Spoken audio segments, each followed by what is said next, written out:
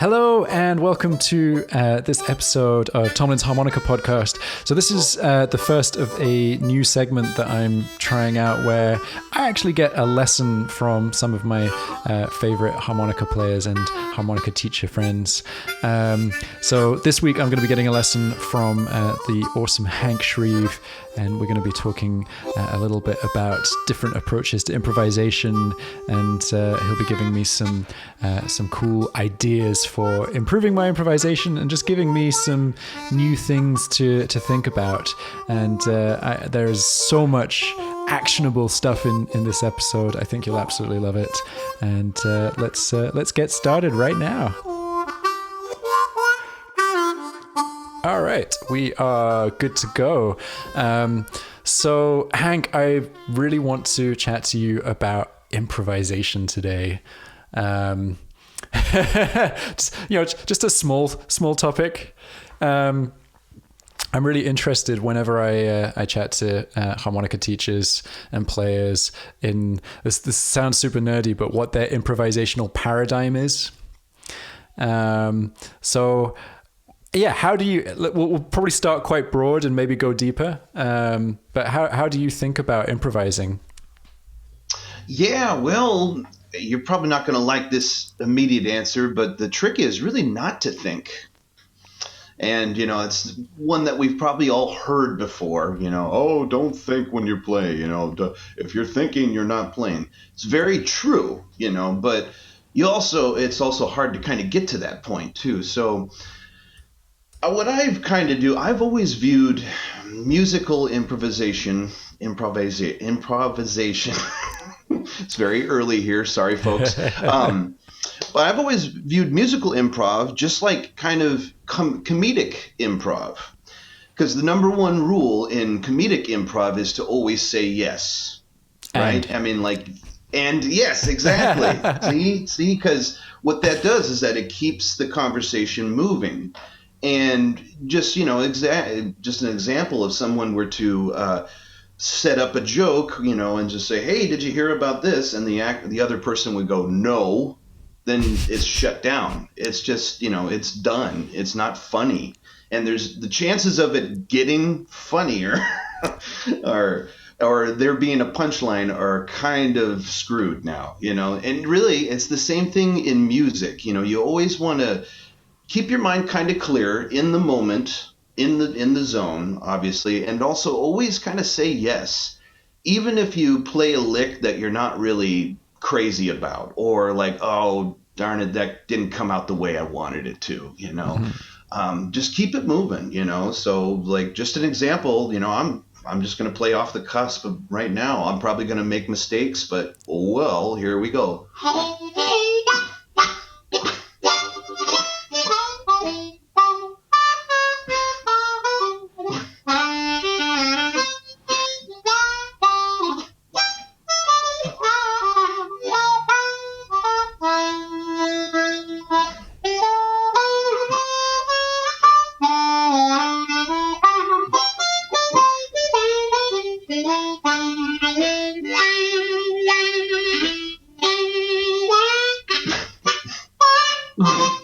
Whoops. So you just got to keep going.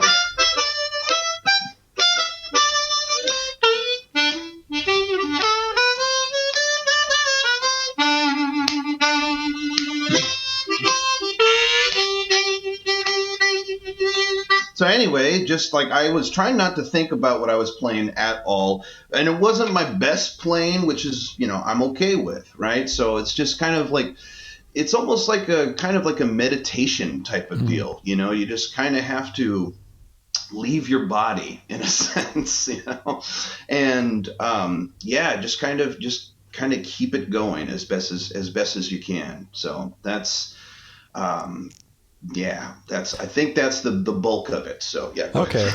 It's interesting though, because you're saying that you're not thinking, and I definitely believe you, and I also know what that feels like from an improvisation standpoint. But mm-hmm. I heard a chord progression under there. Right. You were clearly thinking about, well, not thinking, but you knew where you were. Yes, yeah. No, thank you. I'm glad you asked that because, yeah, that was a part I meant to talk about. Yeah. So if I am thinking about anything when I'm playing, I'm not really like thinking, hard. I'm not going like, okay, this is the one chord, one chord, one chord, one chord, four chord, because Hmm. then it's going to sound like that and it's going to sound wooden and uninteresting and just underwhelming and probably bad. So, but like you say, yes, what I am doing is I'm kind of imagining, because I'm playing solo. I'm not Hmm. playing with a backing track or anything. So I'm imagining a groove. So a shuffle.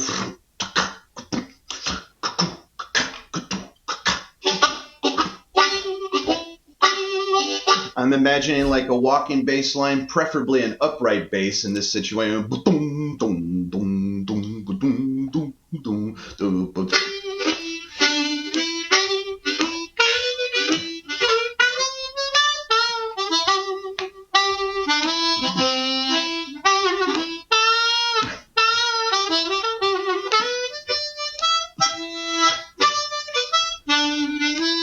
And see, earlier I was playing a song that had a 6-2-5-1 progression in it, so that I have that stuck in my head now. So that's also the thing is like sometimes when you really immerse yourself in a certain song or a certain kind of music, that kind of stuff will just kind of come out of you Hmm. at certain times. But anyway, just going back to your question, that's kind of I'm just like really using my imagination, Hmm. and just we had imaginary friends as kids. I'm kind of like I'm having imaginary bandmates around me, and that's kind of what I'm envisioning. So, yeah, something like that. Hmm. Yeah. No, no, I totally get it. I totally get it. I guess I'm interested in how you would practice that. Like what, so let's go very specific a moment. Cause I'm really bored with what I do over the 5 chord. Gotcha. So like I'm kind of stuck in this kind of,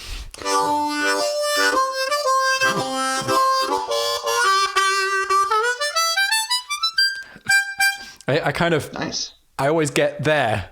Like whatever happens in the first 8 bars, there's some variation on that. Hmm. And I really liked what you were playing over the 5 chord. I feel like you weren't quite so arpeggio based. So do you have some cool ideas for me to shake things up there? Yeah, sure. Well, I just want to say though, nothing wrong with arpeggios though, because arpeggios do sound very musical and kind of melodic. So there's nothing ever. I don't think there's anything wrong with arpeggios, also known as broken chords to those piano players of you listening out there. But yeah, so I guess my thing is I like to do a lot of octave jumping. And some of my students will know that because I talk a lot about, just how to, get between, certain octaves in cool ways. So going back to the source real quick, I got a lot of my ideas from Paul DeLay. Once again, I know, Who's he? I know, like every interview I've done with Tomlin, Paul DeLay comes up at least once or twice. So, but yeah, Paul DeLay, even when he wasn't on the 5 chord though, he would work these cool little octaves. Like here's kind of like oh, a borrowed interpretation of a Paul DeLay lick. Let's see.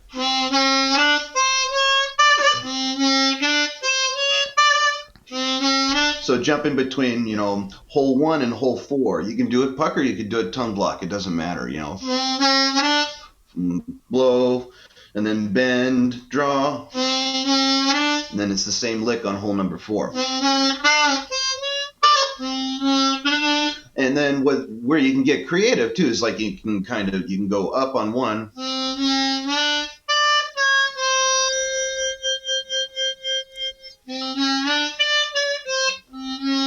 or the other way if you prefer.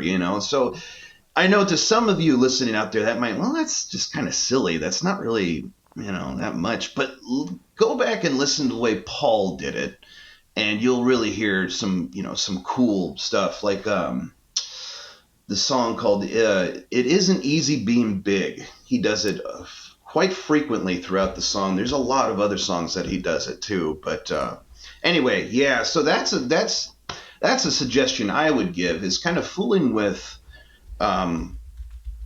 different octave jumping type of licks, stuff like that.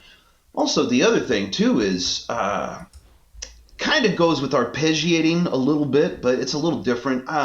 When you go to the 5 chord, you can think of it like you're playing in third position just for like one bar,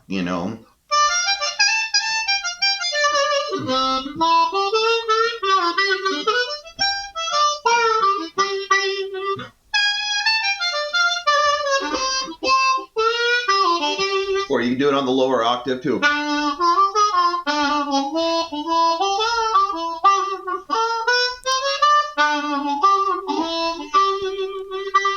So just little things like that, because that'll help you kind of get away from arpeggiating all the time, because that is the one problem with, or not really a problem, and an issue, is that arpeggiating can become kind of a crutch or a habit. It can become very habitual. You find yourself doing it like this one lick, kind of the lick that you were doing a second ago. That lick, I have to be very careful, because like it's such a cool lick, and it's one of the best ways to get from low to high,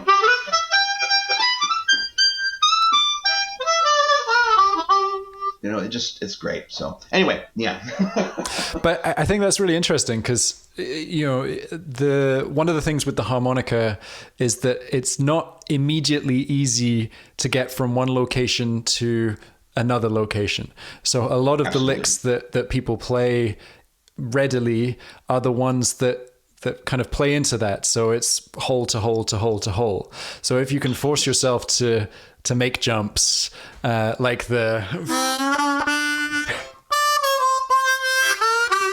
that's cool. I like that as an idea, and it's something that I don't do enough unless I'm doing something that's like a bass line and like a box shuffle or something, like a kind of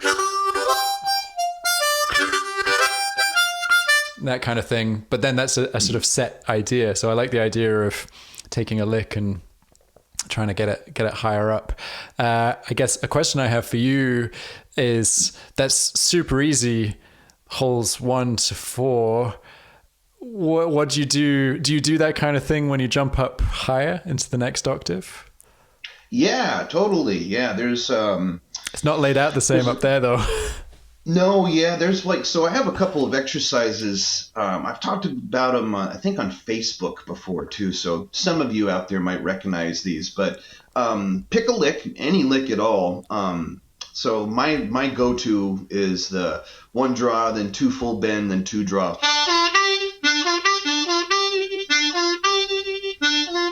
It's a great guitar lick too. It's also, it's just one of those awesome licks. So anyway, moving, You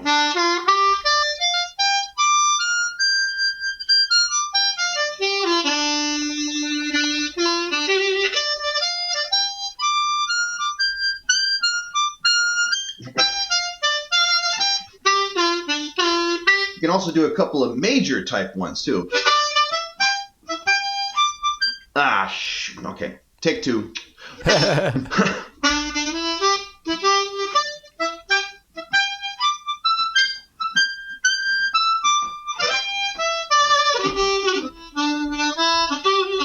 Anyway, sorry, getting carried away. But so, yeah, things like that. You have to kind of come up with just little exercises, and treat them like a scale. That's really the thing, kind of treat them like a scale at first,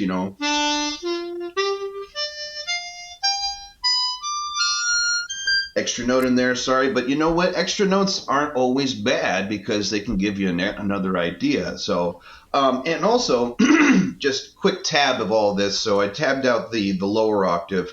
Middle octave is 4 draw, 5 draw, 6 blow. And then up at the top, it's 8 draw, 9 draw. There's the change. 9 draw, and then 9 blow.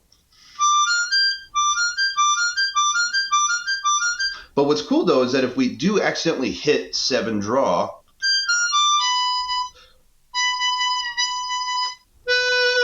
It's actually the same as, 3-draw. So it's not a terrible mistake, you can make it work, Then also not forgetting, once you start messing with other tunings, then you can also, that opens up another couple of doors, like the Todd Parrott tuning, and also a couple others are kind of cool for that, doing kind of like running up through the octaves and stuff. But so anyway, so that's cool. So remind me, Todd Parrott tuning, is the 7 down a semitone? Correct. 7-draw, tuned down. Yeah. So, which is cool because that is cool. I have one laying around somewhere, but that's okay. So do you use a lot of alternative tuning when you're playing live with your band? Just from a couple of songs. I've got an original song that I use a G country tuning on. So that's where the 5-draw is up a semitone. Yes, up a semitone. Since I play backwards, I get it mixed up. But which is nice because you get a major 7 chord if you need. Doesn't work in blues, but they are really lovely sounding, I think. This is cool too because you can play, if you do 4, 5, and 6 draw, you can get a triad. So I use that one on a song called What You Gonna Do. Like I say, it's an original song.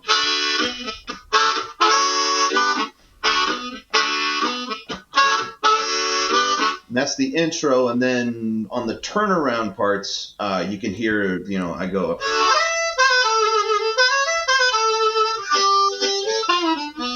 But it's very country sounding, or kind of gospel. It's very major, so probably don't want to use that in blues. Just saying, So there's that one, and also I use, of course, it's not in this box right here. Gosh darn it! But I also use because I play "On the Road Again" by Canned Heat, and that one is kind of a cool tune, and that's where your 6-draw is tuned up. Also, 6-draw is tuned up semitone, and it's on an A harp. So your 6-draw on an A harp is an F sharp, and so it gives you a G. So that's also a flat third or sharp 9 for those of you keeping track, but theory stuff. But so no, those are the tunings that I use. I like those. I like minor tunings for chordal kind of stuff.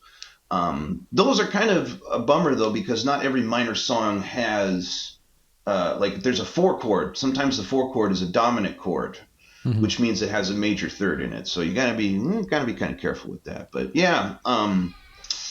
but they're not a necessity though. I think you can get a lot done without, with just standard tuning, So, but they are cool. They can give you some other ideas. It's just like different tunings on guitar, really. You want to. They're cool, but you don't want to overuse them. Also, So, but no, definitely. So something else that I heard, and you chatted about it a little bit just then, the idea of being careful when using major, but I definitely heard some switches when you were playing. I felt like you were maybe playing more major pentatonic notes over the 1 chord, and then you switched a bit more blues scale over the 4 chord. Yes. Is that something that you have consciously practiced, or has that just kind of felt quite natural? Yeah, it's become kind of a natural thing. And also that's actually a great tip too for how to improvise too, because and it also depends on what song you're playing also, for number one. But when I'm playing by myself though, I try to start off kind of major, more on the major side.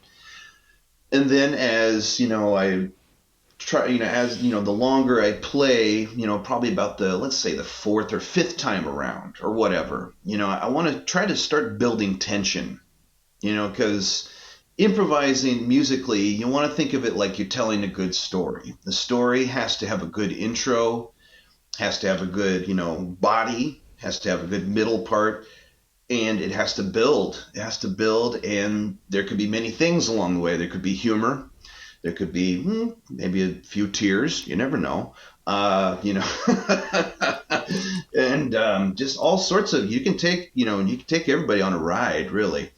But so then anyway, that's kind of what I'm thinking. So I start off kind of major.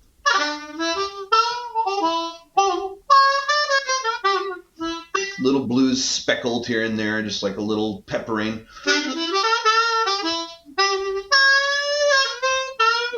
And then, so then the longer I play, then I'll get more bluesy, you know.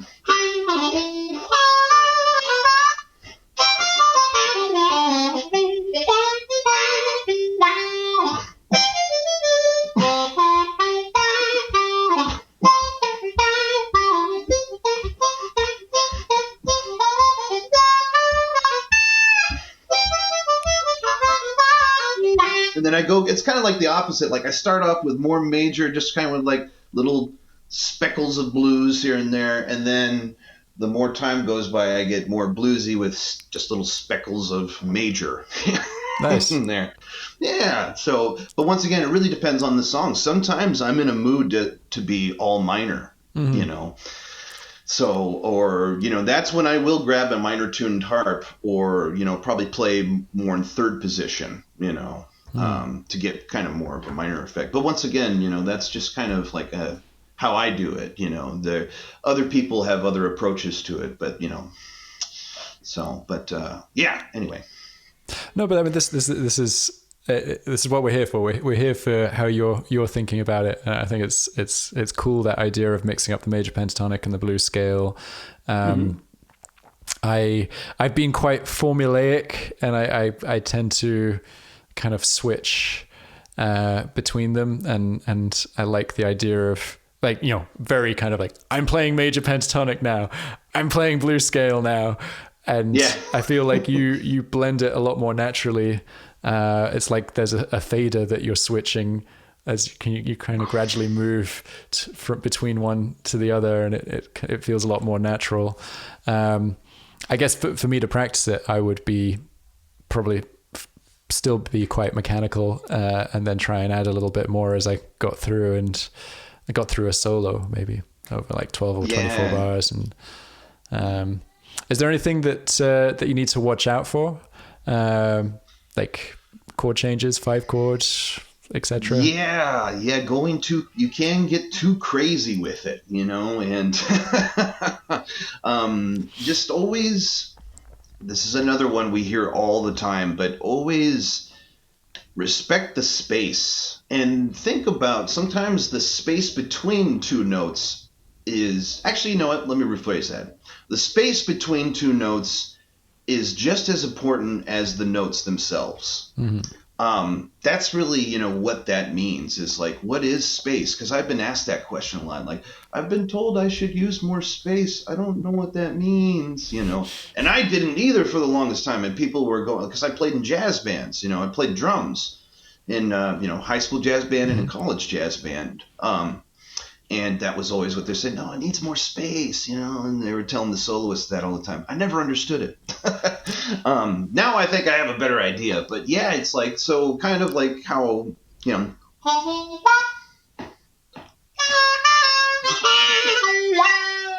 And once again, it's like telling a story. It's like, or telling a good joke. Sometimes little pauses can help the punchline be more funny, you know, or more interesting, or also it's a listening kind of thing, you know, engage your listener. It's a way to engage your listener, even if you're not making eye contact with them sometimes. That always helps. I mean, that makes it better, but even if you just kind of... Doesn't always work, right? If you're in a loud brewery and everybody's drinking and nobody cares. We've all played those gigs. Yeah, I know. They're a lot of fun, aren't they? But so, yeah. The other thing, too, I forgot to mention, is it's a bit different, too, when you're playing solo versus playing with a band. When you're playing with a band, it's a little bit easier to use space because, you know, you have a good foundation going on behind you. So, But when you're playing solo, it's a little bit more bare. And that's where, that can create a lot of anxiety and, overthinking for sure, So, if that's not your thing, that's okay, get some backing tracks and do that kind of stuff. That's always okay. It is a good idea to be able to play solo, be able to play at least, and then just to be able to play all the chords, we don't really get a 5 chord altogether, but it's a good way to get into tongue blocking. So then, 1/4 split, draw. There's so many different ways to name it. So anyway, just those, yeah. That always kind of helps. But anyway, sorry, I'm getting I'm getting into ramble mode here. No, this is really interesting and useful. And I'm not sure how we're doing for time. Let's have a quick look. Because I have a question now. I'm not even keeping track, actually. I'm not. Well, okay. So we're kind of about the 25-minute mark, so we'll wrap up fairly soon. Cool. But I do want to ask you just a little bit more about this idea of improvising solo and then improvising with a band. So obviously, when you're improvising solo, it's entirely down to you to convey what's happening musically in your brain. So that imaginary band behind you, you're trying to project that to the audience. Do you find that when you're playing with the band, you give yourself a little bit more creative license because the band are doing the job that your imagination was doing before? Do you get a little bit more crazy? Do you think about it differently, or is it the same? Tell me how do you think about it? Yeah, no, that's a good question. Yeah, because it really excuse me, it really depends on the song. It's like so for instance, if we're playing a slow blues, you probably want to keep things you don't want to blow people's faces off. Same thing with like shuffles or whatever. But yeah, it's just I don't know. I don't know if I could really answer that very clearly. It's all a mix of everything. I think, when I do play with the band, I do feel more like I can kind of take my time a little bit more. You don't have to come out like totally swinging, which I don't think you really should ever do. Maybe if you're doing a festival or something like that, then that's a little bit of a different story. You probably do want to be kind of a little bit more aggressive because people are there to see a show, So if you're playing at like a brewery, like we said earlier, or just your average club kind of gig, you probably want to, don't blow people's faces off and, try to like cram as many notes. Like, once again, it's really about telling a story, if I were doing this thing and I were talking about this fast and I we'd have lost people like right in the first minute of this, So it's really the same thing down the board, But kind of going back a way, like when I am playing solo, I'm trying to think like kind of like I mentioned earlier. It's like I'm trying to think of like what the drummer would be doing. So playing a groove, right? I want to throw this out there too, because I've been asked this question. It's like, is it kind of like beatboxing then? I mean, sort of, but it's really not though, because the techniques for beatboxing are different. You use your lips and you're closing your lips a lot. So you don't really do that with harmonica because lips should be totally relaxed and, over the harmonica. So then you have to kind of rely on more of your tongue, to do kind of more rhythmic kind of stuff for that. So being able to just play a groove. So I played a shuffle earlier. So I'm doing draw chords, and I'm kind of ghosting a blow chord right there.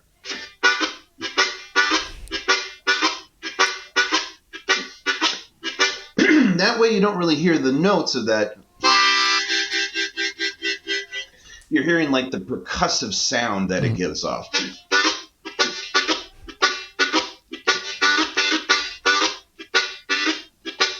So what I urge everybody to do is, like, next time you listen to your favorite harmonica recording, next time you listen to Juke or whatever, try only listening to the drums, the drum part. And you'd be amazed what that does. I know it may seem boring at first, but trust me, it'll help. Yeah. And also, that's a good thing for anybody to do that's kind of new to music, is try to focus your ears on something that you don't normally do on a recording. It's really amazing what you can hear in a certain recording if it's either pointed out to you or if you listen very, very carefully. Anyway, yeah, so listening to like the drum part or the bass part in, some of your favorite recordings definitely is a good thing, because that'll give you a better idea of what to do groove-wise. Also, sorry, I got mad allergies today. I'm sorry. Oh, no. I'm not sick, don't worry. But learning some sort of simple, doesn't have to be extravagant, some sort of simple hand percussion instrument. I have like a dozen of them, I can't find one now, but like an egg shaker, any kind of shaker like that, that's good because it gets you to feel, even though it's like in your wrist, it gets you to feel the rhythm. Cowbells are a little annoying, but cowbells are kind of a cool one also. But anyway, yeah, just like anything to do. One thing I tell my students a lot, and this really helps with improvising too, it really does, is if you're not drumming on your steering wheel, like if you're stopped in traffic, we do this, you and I do this a lot, especially me, because I'm a drummer, but like, if you're like stopped in and you're going, dun, dun, dun, dun, dun, dun, if you're not doing that, you should be, because like I can understand not wanting to dance. I get that. I'm not a dancer either. I've got two left feet. And, but, just moving to the music is the first step in being able to, one of the first steps in being able to improvise, I think, is you got to feel it. It has to be a feeling. So anyway, yeah, that's the big thing. So, nice. Yeah, I didn't really answer that question as well as I could have, but I mean, no, that was good. And I think that's a really, really solid point to end on, because yeah, creating that rhythmic context needs to be there all the time.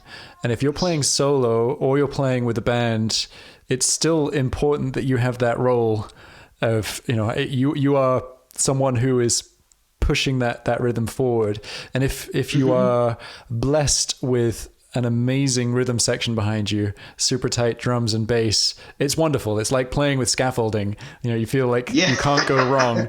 But that doesn't mean that you're still exempt from, pushing that rhythm forward and really explicitly showing it to the audience sometimes. So yeah, I think that's a really good point to end on. You've given me a lot of stuff to think about, a lot of stuff to practice. I've done a ton of lessons with various people, and I'm always happy if there's one thing for me to practice when I leave, but you've given me like a million. So I'm very, very happy. Awesome. That's cool. This was very, very cool. And yeah, what I'll do is I'll have lots of links where you can get in touch with Hank and find out more about lessons and stuff with him, and also listen to his band, the Hank Shreve Band, because they are killer. And you're doing more stuff on your YouTube channel, aren't you? Yes, I was hoping you would say that. Yeah, I could use some more subscribers. I think I'm up to about 300 now. Nice. So, but yeah, I could use a little bit more love there. I'm trying to do weekly content, or at the very least, every couple of weeks. And, I try to do like little brief lessons on there, and, some jamming and things like that. So, yeah, that is youtube.com/Hank Shreve, HankShreve, like Shreveport. So. Awesome. Well, I will link that up in the show notes below, and very much encourage everyone to go and check out the YouTube channel, the band, and just anything Hank Shreve related is always awesome. So it needs to be checked out. Thank you so much for this. It's been absolutely awesome, and hopefully we can do it again at some point. Yes, thank you, Tomlin. Always a pleasure, man. Cool. All right, thank you, and I'll catch you soon. Happy harping.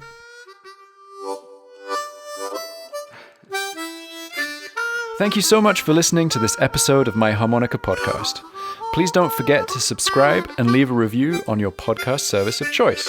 And if you're ready to take your harmonica playing to the next level, then you should check out my online harmonica school over at tomlinharmonicaschool.com. Happy harping!